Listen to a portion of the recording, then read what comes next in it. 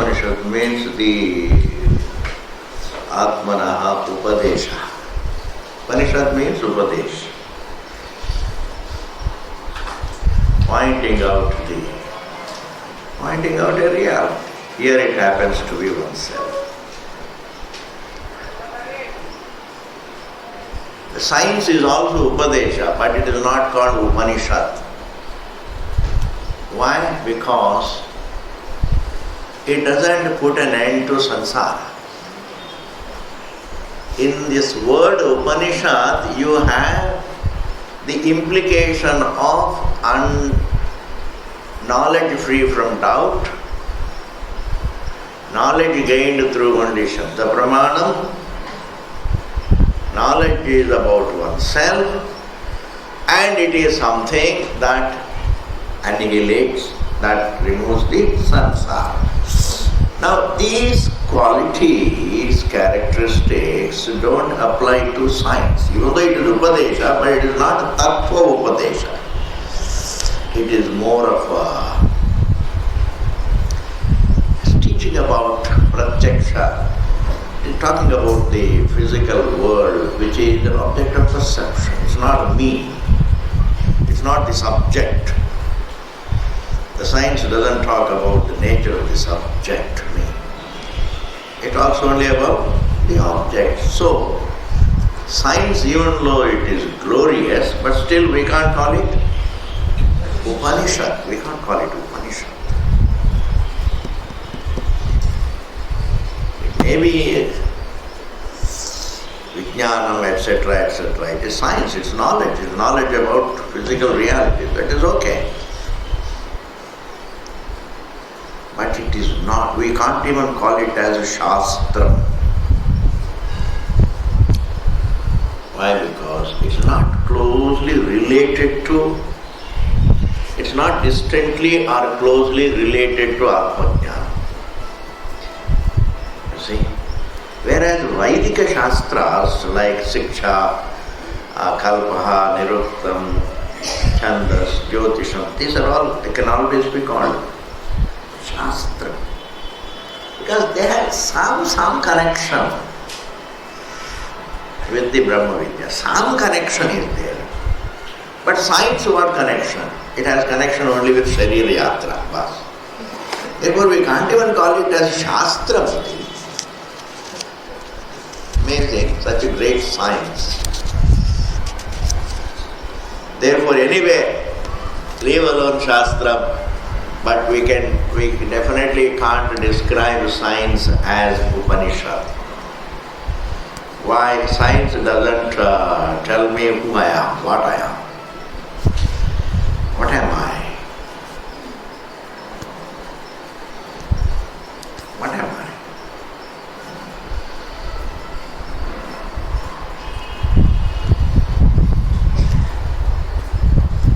Therefore, the science doesn't talk about the subject. It talks about the details of creation. Therefore, it cannot be Shastra. Vedanta talks about the universe, which is a Pratyaksha Pramana Vishayam. Even though it is a sense object, it talks about the universe in the context of unfolding its falsity. Vedanta talks about the universe to unfold its falsity, its oneness with the truth, its oneness with Brahman. Whereas the science talks about the universe not to point out its falsity, aisa kuch nahi. It doesn't talk. It only is looking for its cause, ultimate cause. It is a cause hunting education. See? It's all the time hunting for the cause. Whereas Vedanta has a vision about the universe as mithya and the subject as satyam.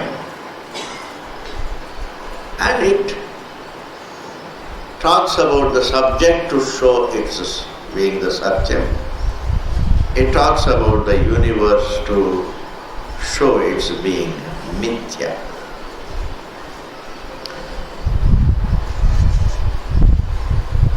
Where there is satyamithya bhava, there is no cause and effect relation. Then there is no cause and effect relation. That is a big problem. Because even inside the universe, science follows the method of cause and effect relation. This very cause and effect relation is within mithya. You see? The Father is the cause, the Son is the effect, let us say, but both the jivas are within the Srishti, which is mithya. Curd is the effect, milk is the cause, both are a part of creation. All causes are a part of creation. All the effects also are a part of creation. It's a very big thinking, very big breakthrough, if we are very careful. All effects are a part of creation. All causes are a part of creation.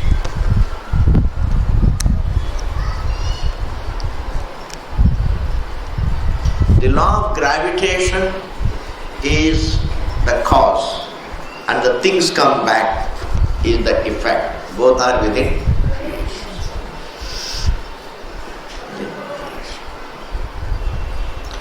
But what about the universe in its entirety, including my body, senses and mind? That is not an effect. It is mithya, it is an appearance. An appearance seen through lack of understanding about the truth. When I don't see the movement of the cloud, I see the movement in the moon. It is mind distortion. When I am not careful, I see things wrongly. That's it. When I am not careful, I see things wrongly. That is called adhyasa. Similarly, I am seeing the universe and myself as an individual because I am not careful to see myself. The most valuable reality, my existence. Then I don't see, I am all the time interested in my pleasures, not in my existence. You see? Even though fundamentally even I want pleasures for my existence. But existence cannot be sustained. Existence is eternal, to be discovered.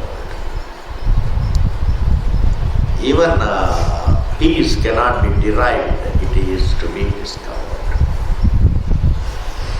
ये सारी बातें होते हैं, therefore Upanishad cannot be, science cannot be called Upanishad. Therefore the one who is studying Upanishad, if one is the brilliant, he should study Upanishad. And if he is less brilliant, then he can become a science student.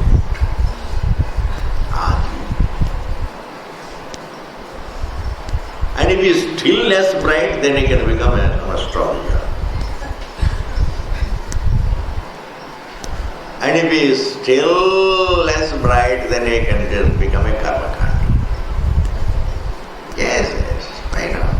It's nothing. The real brilliance is meant for understanding the truth. That is Upanishad.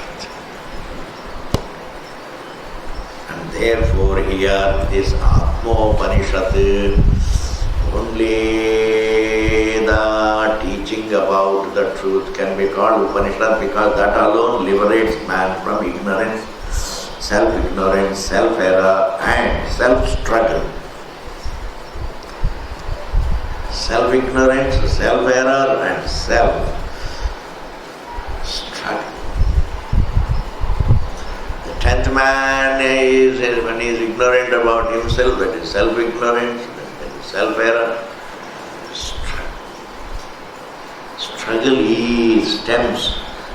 Struggle stems not from the truth. The struggle stems from ignorance about truth ununderstood. triggers struggle. Reality, and that is how the Veda says. Tatveva bhayam vidusho manvanastya is not understood by them.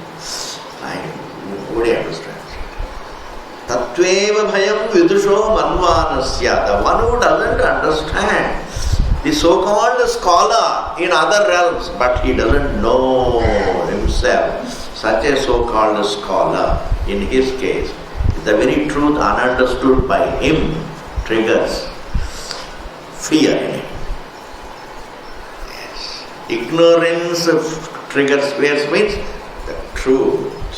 How does the truth ununderstood triggers fear? Because the truth ununderstood becomes misunderstood. And when I misunderstand myself, then I look at only a misunderstood look. And the misunderstood look of myself is frightening. You understand, the misconceived look of myself is the jiva. The misconceived look of myself is I am limited.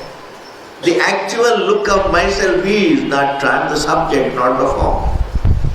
The misconceived look of myself is that I am a form. As a form, it's frightening. Why? Because it's non-eternal. The moment I look at myself as non-eternal, it's frightening. My view about myself is frightening. ये सारी बातें हो जाती हैं. Okay जी. There is a particular nyaya called Shakha Chandra Nyaya. This Upanishad,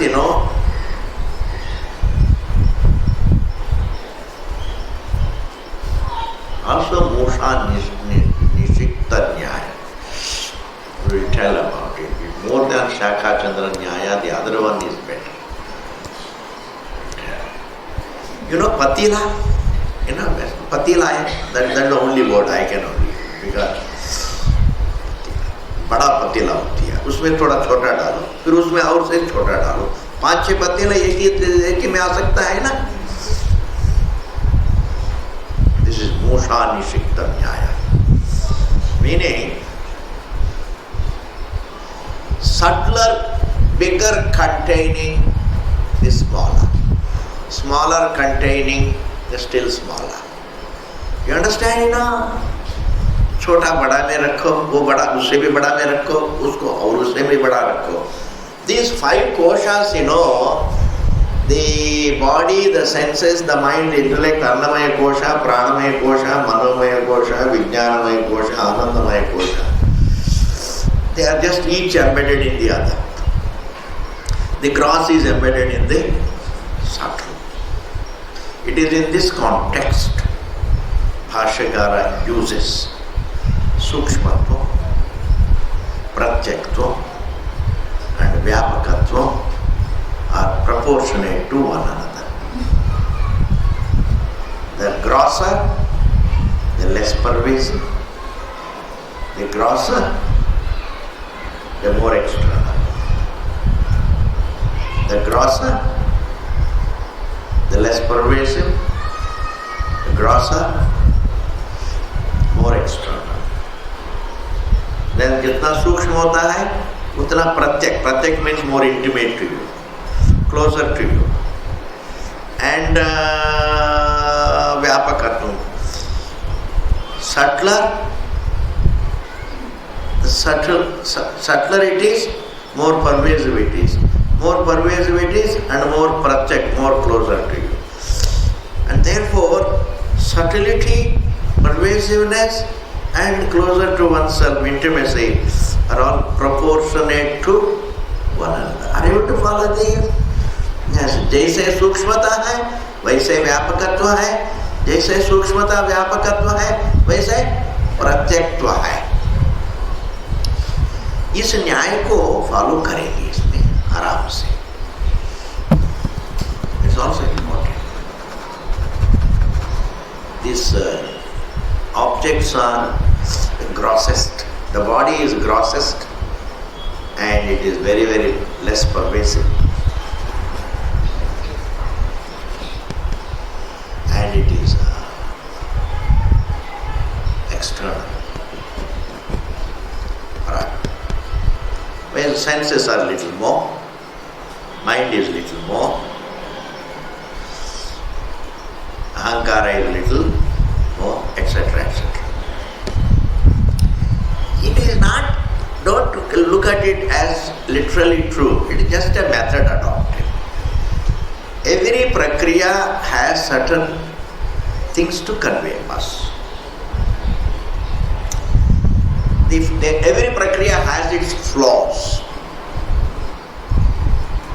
Because once we understand, the flaws are overridden. The flaws are overridden if you see the purpose for which the prakriya is there. When you are traveling in a train, the train has a flaw. It is not well maintained, etc. Keeping in view that reaching is more important. Once you know that reaching is more important than having a luxurious coach, ठीक है जी, पहुंचेंगे तो ना, this is called. In view of Tatparyam, you should override the flaws of the journey. Yes. It helps you a lot in life. Tatparyam is very important. My daughter should be happy. It doesn't matter whether she lives in Madras or Calcutta or Bombay or Delhi or Meerut, क्या फर्क पड़ता है? She should be happy. In view of that, these things are overridden. In the light of the essential, the non-essential is overridden. Prakriya is a methodology. Tatparyam is the essential. Conveying my being not the form, and yet the Atma being not only not form, but it is the truth of all. It is eternal, etc. Therefore, conveying my nature to myself is the Tatparyam. But the Prakriya has always a flaw. If you say, Bhagavan created the universe, supposing you say, then why did he create? It's a flaw. You have to answer. But all these questions can be pushed under the carpet in view of the fact that this method is only interested in conveying that everything is one.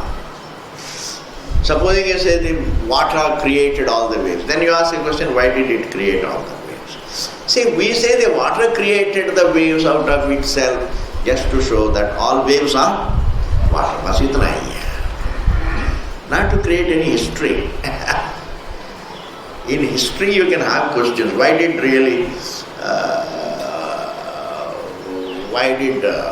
Gajani invade it? What is the answer? And if you give me the answer, that very answer, I can have a question about that answer. There is no answer for which there is no question. Just as every question has an answer, every answer also has a question. Yes. I can question every answer. I can question every answer in this world. Why did he? Why did he? Why did Bhagavan create? He was alone. Why was he alone? Why did he feel lonely? Why did he feel lonely? All this, you see, once the prakriya starts, once there is a methodology, this methodology is more like a story. This story is meant to convey a Tatparya. Like Ramayana is a story to convey dharma. To convey dharma. That is the Tatparya. Mahabharata is a prakriya. It is a dharmic prakriya really. It may be true or it may not be true, we don't know. That's not important. But supposing you want to analyze who is better, who is this, who is that, people, you can never end. The analysis, the criticism about Mahabharata is never ending. But you don't bother all these things if you understand that Mahabharata is meant to convey, jaise karoge, waise bharoge. That is the principle. Life is ultimately what takes you to happiness is descents. fairness. If you are not fair, you lose everything, including yourself. ये तो पक्का है. If you are not fair, you will lose everything, including yourself. It's gone. It's a question of time, dear. Every bully has to get into trouble. It's a question of time. Because God sends a match to every bully in this world. Yes. God sends a match to every bully. If there is a bully, like you see 9/11, yes, now see what has happened. They were really, the world was shivering, what to do. And we were the worst sufferers during that time. At the right time it happened. Attention was diverted. I'm telling you, there is a divinity, there is a reality, and the truth has, not by its volition, it is the law of the truth to throw up the divinity in a given form to match a bully. Yes. It is the law of the truth to throw up the divinity in a given form to match a bully. It's called avatar. And there are various sizes of avatar. Chota avatar, bada avatar, bada avatar, bada avatar, bada avatar.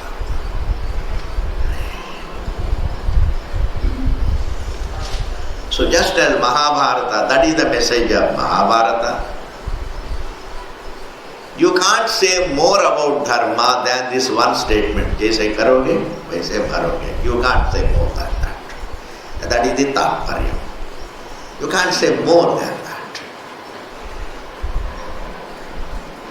You can't say more than that. What can you say? Jaise karoge, waise bharoge naturally implies rebirth. Naturally implies continuity of the self. Naturally implies so many things. Law of karma. Naturally implies Ishvara. The whole Veda comes. You touch the Veda, you touch one bit of Veda, you touch the whole Veda. You touch one bit of the ocean, you are touching the whole ocean. The impact is on the whole ocean. You touch the person on one end and the whole person is touched. It is not possible to touch one law of karma and not touch the whole Veda. You see, because it goes on implying. One doesn't have time to see the implying. Therefore, you go into, even karma kanda implies Vedanta. Because why karma? Karma kanda means what? Rebirth, continuity of the jiva. And continuity of the jiva, common sense says, implies eternity. Eternity means unlimitedness. Means what? Satya Mitya Bhava. You see? Like every drop of the ocean implies every other drop. Samjh mein aa raha hai na? And therefore, jaise karoge, waise bharoge. Can you say more than that about dharma? Kuch bhi nahi.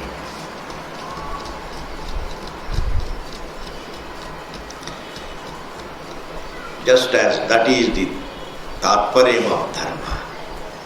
And suppose whether it is this story or that story, the tatparyam is only jaise karoge, waise bharoge. And if somebody says, no, I don't believe in it, there will be a match. You understand? Did not Duryodhana have a match? Did not Jarasandha find a match? These are all bullies. These old-time bullies, I am telling you. These are all old-time bullies. In the same manner in Vedanta, all the Puranas have two tatparyas. One is dharma, the other is moksha. Purana implies each other. In Purana you have dharmopadesha and also brahmopadesha. In Puranas there is dharmopadesha as well as brahmopadesha.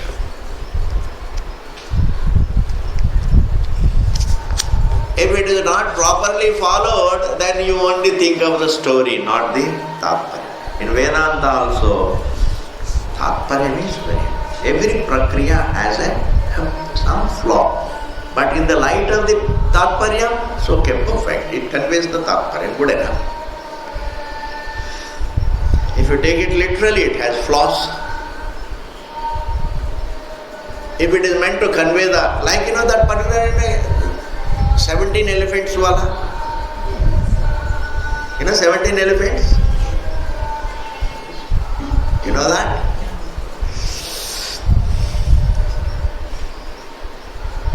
But the 18th elephant was given away.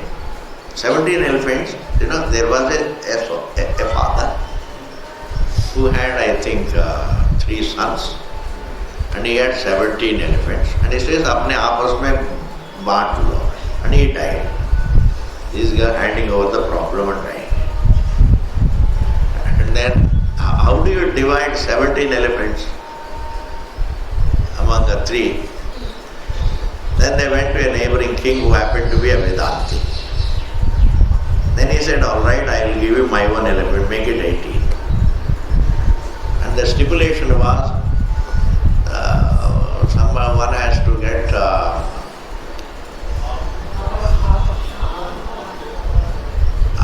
half and 1/3 and 1/9. Okay? You all remember much better than I do. So out of 18 elephants, the one got, the eldest one got half 9, and the second one got 6. 1/3 is 6 out of 18. And the third one got 1/9, 2. So 17 हो गया.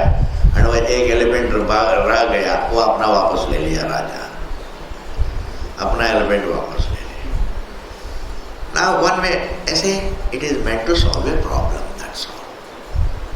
It may have flaws, this and that. That's a different matter. But it has solved the problem. Prakriya solves the problem. It doesn't solve the problem in a cunning manner, it solves the problem in the most sophisticated manner. It conforms to the truth. Not in a cunning manner, not in a diplomatic way, in a logical way. Yes, all that we do is all the waves are born of water, sustained by water, go back into water, they are not events.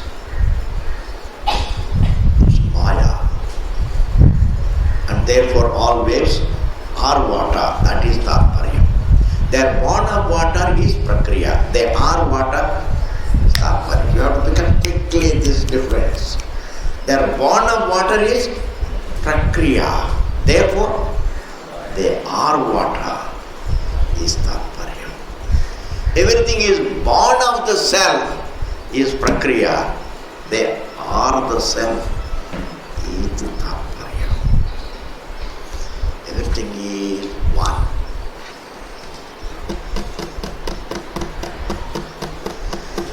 This is one prakriya. This we will see. But today we will, being Ram Navami, let us look at beginning. नहीं तो राम जी नाराज हो जाएंगे. प्रक्रिया के बारे में बोलते गए, हमारा उपनिषद को शुरू ही नहीं किया. The teacher is Angiras. Old rishis, see, one thing is, in this Vedic culture, most of the ancient teachers were rishis.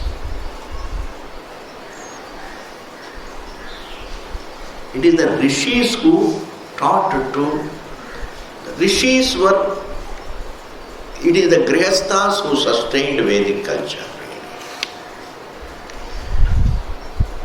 Sannyasa also is there alongside, but when it comes to sustaining Vedic culture, it is the grihasthas, rishis.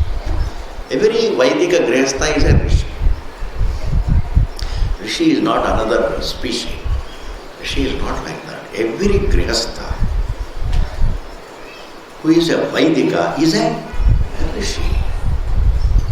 He is living for Brahma Vidya. is a Rishi. That's why in this country we have only Rishis and Swamis. But after when Shankaracharya came, he said the Upadesha, it is better that it is given by sadhus. Before that there was a Rishi Sampradaya, Rishi. It is Arsha. Arsha means, Rishi Sampradaya. Our trust also Arsha Vidya Mantra. Arsha means this. Rishi Sampradaya. Rishi Sampradaya. Now, Rishi Sambandha is called Arsha Tatita. ऋषि संबद्ध, ऋषि संबंधित, ऋषि के साथ जो संबंध रखता है उसका नाम आर्ष.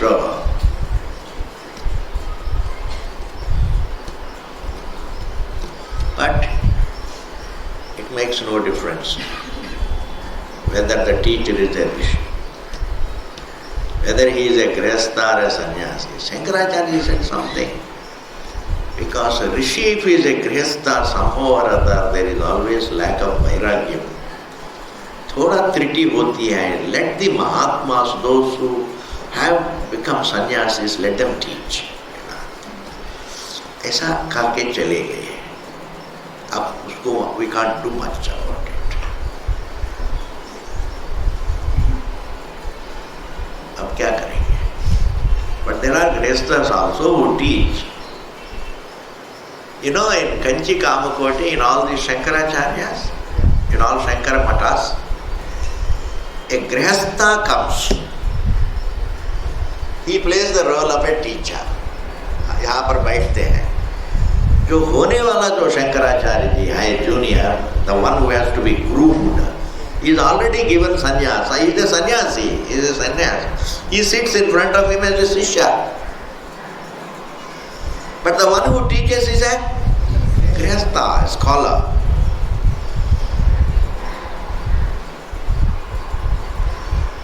He has to teach.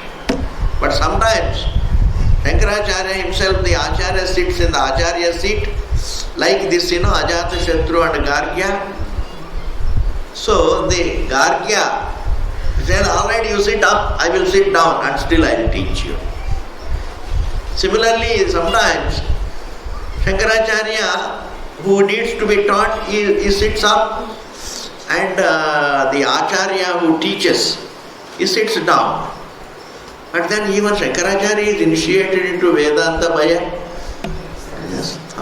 Guruji may give a mantra diksha. Guruji may give vastra diksha. Vastra de dete hain. He gives the vastra. And he gives the mantra. But for thinking people, it should make no difference at all, whether he is a grihastha, a sannyasi, or a brahmachari. The one who is clear, he can convey. Yes. Here the teacher is Angiras. Athaiva Angiraha. Angiraha. This Acharya, now the Rishi Angiraha teaches. Now he begins. And his first teaching is like this, very, very beautiful. He is very, very, I like this approach. Like Panchakosha, Vivarana, this is also. It is Atmatraya Vibhaga. Atmatraya Vibhaga. There are 3 Atmaye. Trividaha Purushaha. Trividaha Purusha. The Atma is threefold. Purushaha means the Atma. Even the word Purushaha should be understood in contrast to an object. It can help you a lot. Purushaha means a conscious being in contrast to a material object. One is Vishayaha. The other is Purusha.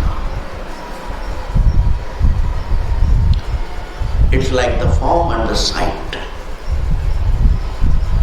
The sight is conscious.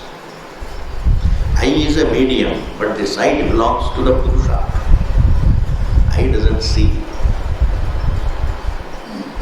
Therefore, this Purusha, the word, if you dwell on this word Purusha, it conveys its intrinsic meaning of a conscious being in contrast to the creation. Words have their capacity, Shakti. Every Shabda has its Shakti. And it gives up its Shakti. See, Purusha, very beautiful term. Purusha. Purusha means a conscious being. And if this Purusha is threefold, what are they? Who are they? Tadyatha Bhahyatma. The first Purusha is Bhahyatma, means the external self. This body is called external self. Why it is called self? Because I look at it as myself. So it is viewed myself. It is viewed myself. Therefore, this is my external self. This is the external self. It is viewed. I take it as myself. It is called Bhahyatma. It is not Atma. It is viewed Atma. Therefore, the Shastra for the time being says it is the external Atma.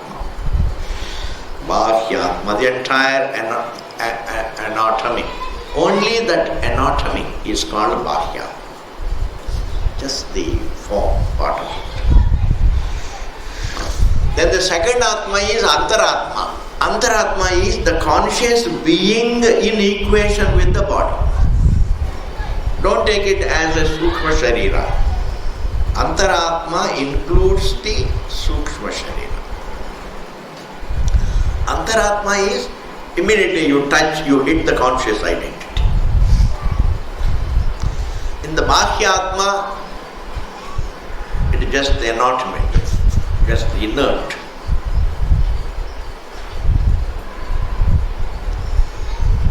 Or I can explain this way.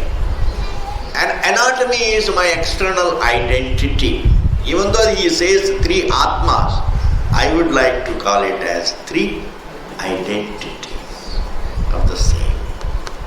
This form is my external most identity, but Kalpita identity. Okay? Antaratma, then Paramatma Chaiti. And then there is the third one is Paramatma. Can close it. Today is Ramanavami, children are at home. So during Ramanavami they all become Ravanas. Instead of being Ramas, Hey Ramachandra, kya kare?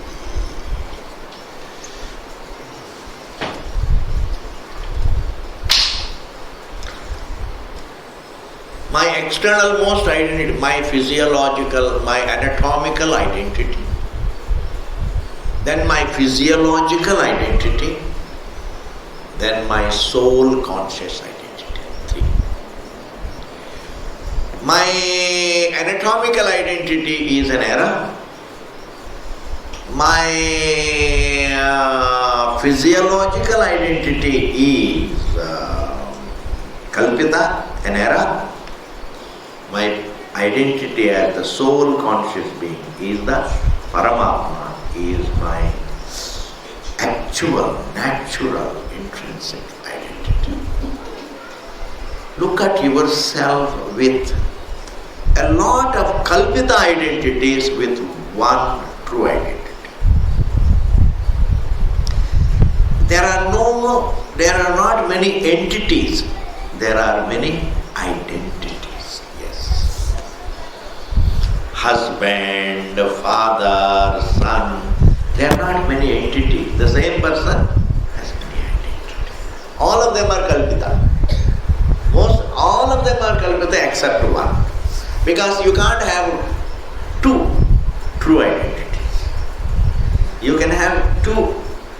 kalpita identities.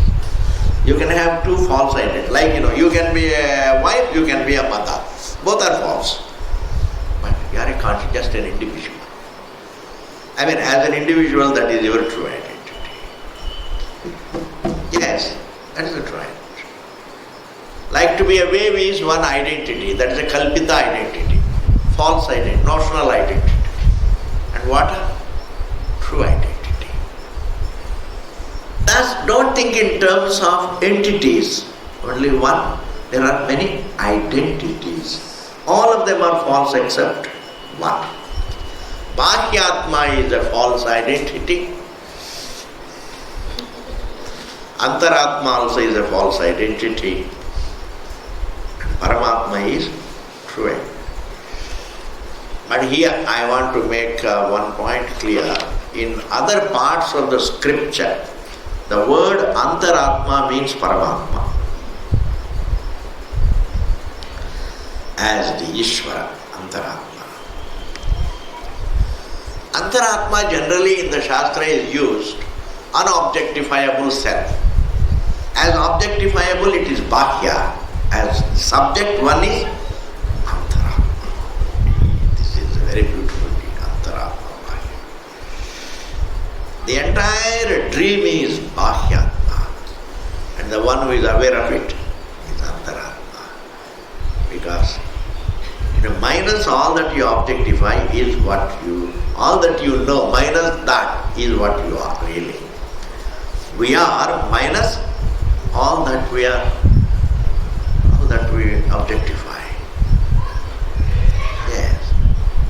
All that we objectify. It is bereft of the known. Divide of the known. Known means here objectified. Therefore, the word Antaratma is used in the other parts of the scripture as the unobjectifiable self. But here it's taken as identified with the subject, as identified with all the faculties is called Antaratma. As body, I am Bahyatma. As identified with all the faculties, I am Antaratma. As one without a second, the Paramatma. Now I will tell you, think this in a very deep way. You can't have false identities without ultimately a true identity. Any identity that can be replaced by another identity, any identity that can be replaced by another identity, is a false identity. Now you are a housewife, now you are a mother, etc., etc. They are all replaceable. But none of them can replace your being a conscious individual. So within the Vyavahara, that is the true identity.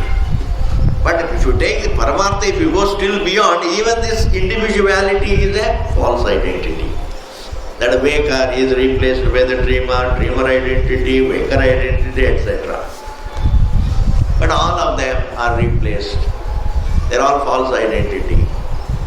The only, what about sleeper? Sleeper as, if you look at sleeper as a third identity is false. But if sleeper identity is not another, it is only in the waking. Peaceful identity is the true identity. Peaceful. One is peaceful. That is the true identity. Waking identity is bothersome. Dream identity also is bothersome. Even the thought that I will go, that is, I will sleep forever, that is also bothersome. But peaceful identity is no bothersome. Anyway, these are the three. Think about it. Don't think of three entities. Think of your three identities. And all our sociological identities come within the first two identities. Now, I am going to tell you you something very, very important. If you live in the society, you have these three identities. Okay? If you live in a cave alone right from childhood, you alone you are living. Even then you have three. Therefore, any other extra identity created by the society has to fall within the three. Yes. Therefore, the view of an individual as entertained by Veda cannot be changed. The Veda's definition of man cannot be changed. Why? Because even if you become a prime minister, you have only Bhakyatma, Antaratma, Paramatma. If you become a Bill Gates, you have only three identities, Bhakyatma, Antaratma, Paramatma. If one is a beggar on the street, he is Bhakyatma, Antaratma and Paramatma. Therefore, the time is not going to change this. Like the time cannot change the three states. A caveman had three, a modern man also has three. I am sure Ravana had three, Rama had three, Hitler also had three. Why? Because divinity doesn't have any bias. Divinity says, सबको एक ही देंगे, जैसे करे वैसे भरेंगे. Hitler को भी दे रहे हैं थ्री स्टेट, जैसे करे वैसे भरे, उनको भी दे देंगे. Yes. Okay, now what is Bhakyatma? This is such a wonderful thing. What we value most is our Bhakyatma. And what is this Bhakyatma? Tvaka means just skin.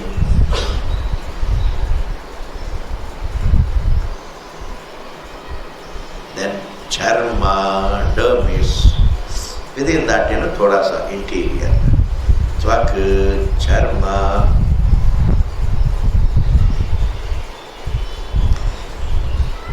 No wonder somebody said all beauty is skin deep.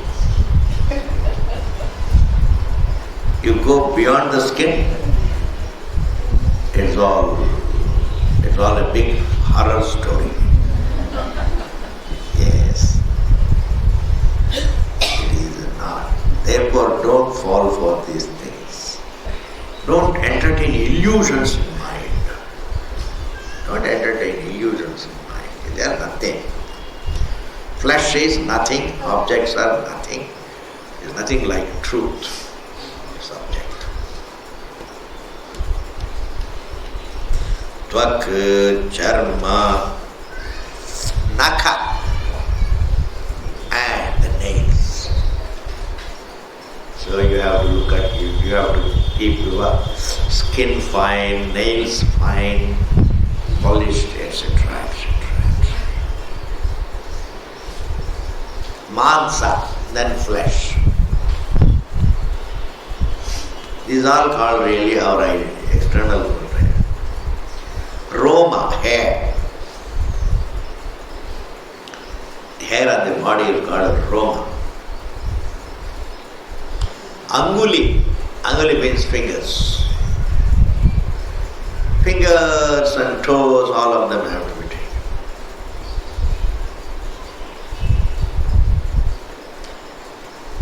Angushta, thumb. Angushta, thumb.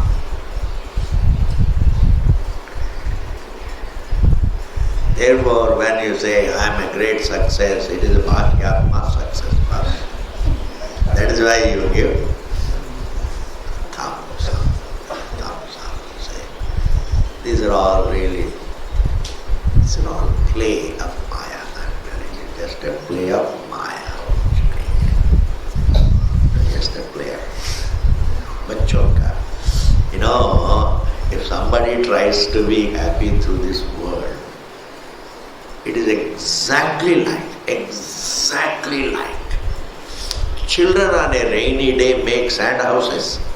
Have you ever seen? And expecting to live in them.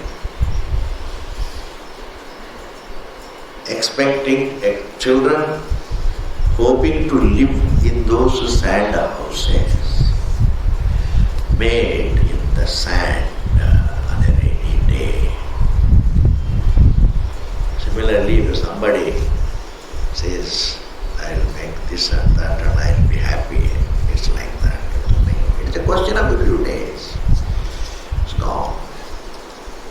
It's a passing phase. Life is a passing phase. Tvak, charma, nakha, mamsa, roma, anguli, angushta, prishta. Prishta means the back. The prishta. You can't see, that's called prishta. Vamsha, spinal column, like a bamboo. Vamsha, like a backbone.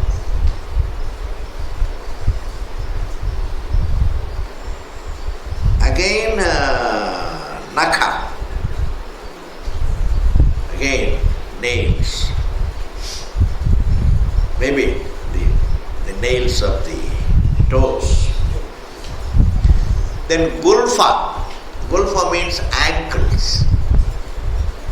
They all form a part of ankle. Gulfa. Udara, stomach. Nabhi, navel. Metra means the organ of procreation. Kati.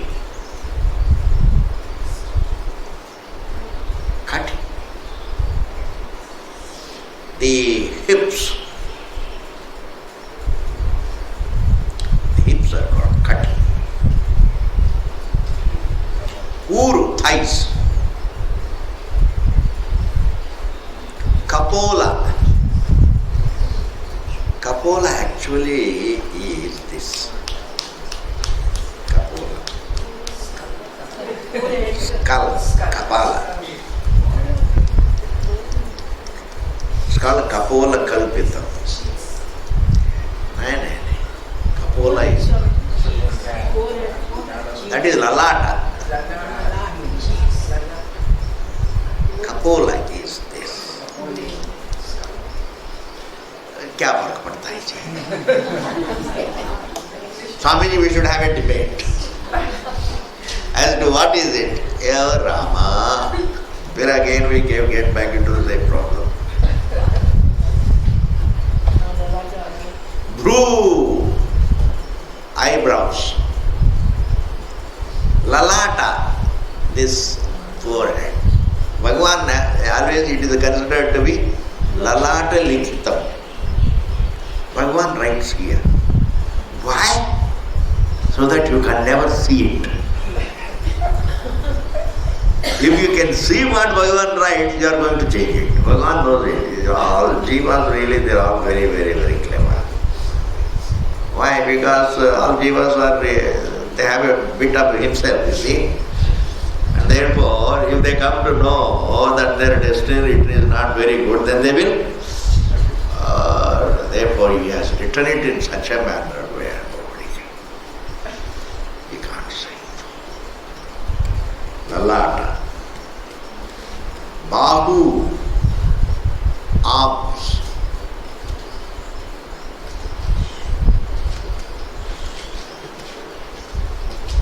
Parshva, the sides.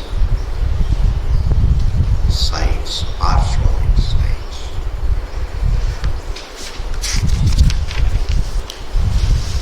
Shirodhamanika. Shirodhamanika means all the arteries and veins that carry blood to and fro from the heart up to the head. They are called Shirodhamanika. Akshini, then the outer part of the eyes. The visible part of the eyes, not the sight. Visible, like whatever it is. Shrotrani, the ears, the outer visible part of the ears. because there are so many unmentioned things, who is going to go on there? He was greatly patient. A person like me, I can be as brave as I can. Do away with it and go for a cup of tea. But he was sitting in his, perhaps, he had some Ramanavami holiday. He went on writing so many details. Good enough. It means all anatomical details. That is the Tatparya. Tatparyam should be, you see, the brilliance of a person lies in figuring out the Tatparya. The Tatparya means all anatomical, why waste time? All anatomical details. When I stand equated with all the anatomical details, that is my external most imagined, erroneous, kalpita identity. This is my external most, the grossest identity.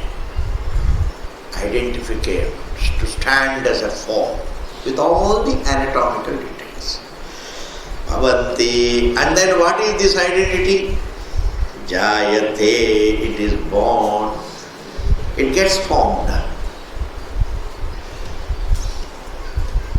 In this context, I am going to clarify certain points. Mriyate, dies.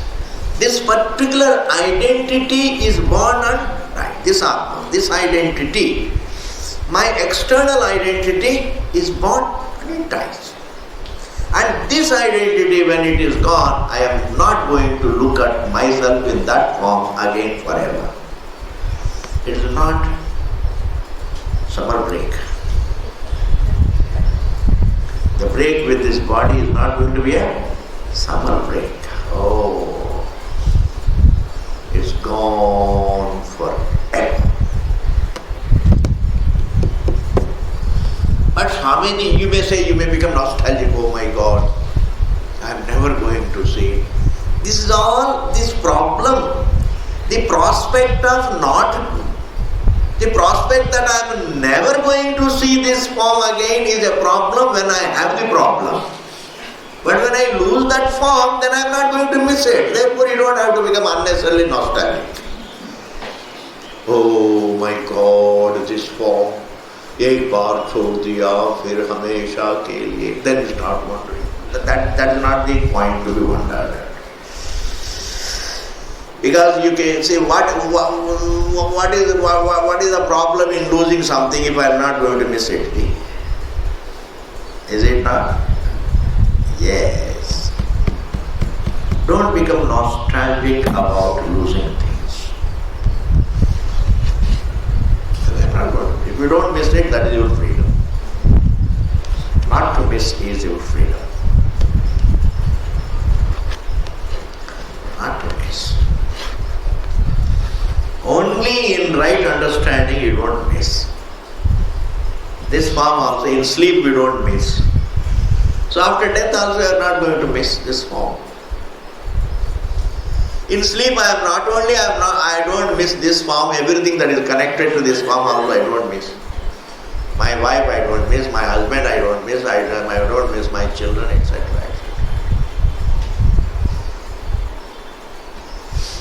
I say this whole creation I don't miss. In fact, this whole creation I don't miss. Why? Because the source never misses the creation. Because in sleep I stand as the source.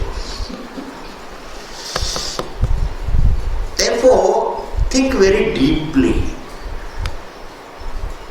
This identity, this particular identity is gone forever. That doesn't mean there is no rebirth, because there is Antaratma which takes identity. Because who will be reborn? Who will take the next form? Antaratma, who is still in ignorance about himself. This is only a form. Form is not ignorant. I take the form.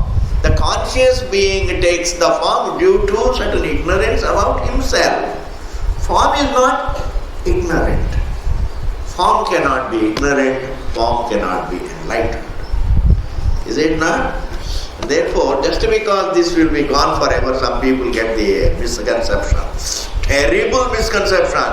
Oh, this is gone forever, where is the rebirth? Hey, this body doesn't take rebirth. Antaratma takes the rebirth. This we will see in the next class.